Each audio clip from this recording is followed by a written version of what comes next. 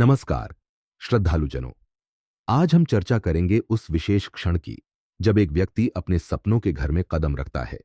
गृह प्रवेश केवल ईंट और गारे के बने मकान में जाना नहीं है। यह एक भावना है, एक यात्रा है जो संघर्ष, मेहनत और आशीर्वाद से होकर गुजरती है। यह क्षण केवल एक नए अध्याय की शुरुआत नहीं है, बल्कि पूरे परिवार के लिए एक नई दिशा और ऊर्जा का प्रवेश भी है। लेकिन जैसा कि हर शुभ कार्य का एक मुहूर्त होता है, वैसे ही गृह प्रवेश का भी। आइए इस विषय पर विस्तार से चर्चा करें और समझें कि कैसे यह शुभ अवसर आपके जीवन में सकारात्मकता और समृद्धि ला सकता है। गृह प्रवेश केवल एक धार्मिक अनुष्ठान नहीं है, बल्कि यह प्रकृति और ईश्वर के साथ एक सामंजस्य स्थापित करने का तरीका है। जब आप अपने नए घर में कदम रखते हैं, तो आप उस स्थान की ऊर्जा और वहां के वातावरण को अपने जीवन में आमंत्रित करते हैं। शुभ मुहूर्त में गृह प्रवेश करने से न केवल सकारात्मक ऊर्जा का वास होता है, बल्कि यह आपके जीवन में शांति, सुख और समृद्धि का द्वार भी खोलता है। हमारे प्राचीन ग्रंथों में बताया गया है कि गृह प्रवेश केवल एक तिथि, नक्षत्र या लग्न का पालन भर नहीं है। यह जीवन के चक्र के साथ तालमेल बैठाने की प्रक्रिया है। माघ, फाल्गुन, वैशाख और ज्येष्ठ महीने को अत्यधिक शुभ माना गया है। वहीं चातुर्मास अर्थात आषाढ़ से लेकर अश्विन तक के 4 महीने गृह प्रवेश के लिए निषिद्ध कहे गए हैं।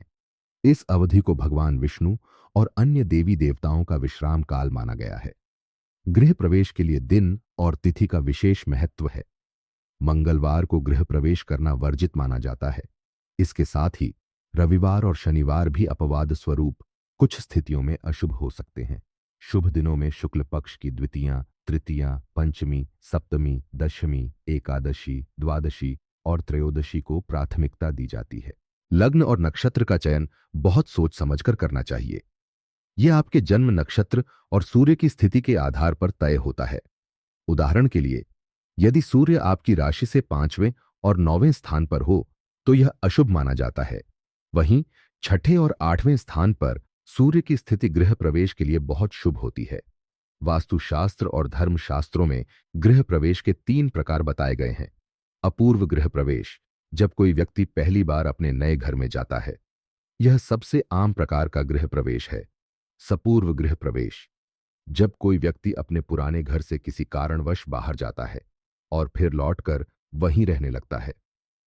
द्वंद्व गृह प्रवेश, जब प्राकृतिक आपदा या अन्य कारणों से व्यक्ति को अपना घर छोड़ना पड़ता है और कुछ समय बाद वही घर फिर से रहने योग्य बन जाता है। गृह प्रवेश से पहले वास्तु पूजा करवाना अति आवश्यक है। वास्तु शास्त्र में हर दिशा के देवता और उनके प्रभाव का वर्णन किया गया है। यदि किसी दिशा में दोष हो, तो यह आपके जीवन में नकारात्मक प्रभाव डाल सकता है। वास्तु पूजा के माध्यम से इन दोषों को समाप्त किया जाता है। यह पूजा घर के हर कोने में सकारात्मक ऊर्जा का प्रवाह सुनिश्चित करती है। पूजा में मुख्य रूप से अग्नि, जल, वायु, पृथ्वी और आकाश तत्वों का सामंजस्य स्थापित किया जाता है। बहुत बार लोग निर्माणाधीन घर में प्रवेश कर लेते हैं, जो वैदिक दृष्टि से उचित नहीं है। मुख्य द्वार और छत का पूर्ण निर्माण गृह प्रवेश से पहले होना चाहिए। प्रवेश के बाद घर को खाली छोड़ना या मुख्य द्वार पर ताला लगाना अशुभ माना जाता है। गृह प्रवेश के दिन पूजा विधि का पालन करना अत्यंत आवश्यक है। सबसे पहले घर की साफ सफाई करें, मुख्य द्वार पर स्वस्तिक बनाएं और तोरणम लगाएं। वास्तु देवता और कुलदेवी की पूजा करें। हवन का आयोजन करें, जिसमें विशेष मंत्रोच्चार और आहुति दी जाती है। गृह प्रवेश के समय कुछ विशेष बातों का ध्यान रखना चाहिए। पहले दिन घर में दूध उबालकर उसे भगवान को अर्पित करें। रसोई घर और पूजा स्थल का शुभारंभ खास मुहूर्त में करें। घर के सभी सदस्यों को पूजा में भाग लेना चाहिए। गृह प्रवेश के बाद घर की ऊर्जा को स्थिर और सकारात्मक बनाए रखना आवश्यक है। नियमित रूप से दीप जलाएं और घर में भजन कीर्तन करें। हर पूर्णिमा और अमावस्या को विशेष पूजा करें। तुलसी का पौधा लगाएं और उसकी देखभाल करें। गृह प्रवेश केवल भौतिक नहीं, बल्कि आध्यात्मिक प्रक्रिया भी है। यह हमें यह सिखाता है कि घर केवल रहने की जगह नहीं, बल्कि आत्मा का एक स्थायी स्थान है। गृह प्रवेश केवल एक रस्म नहीं है, यह जीवन को नई दिशा देने का अवसर है।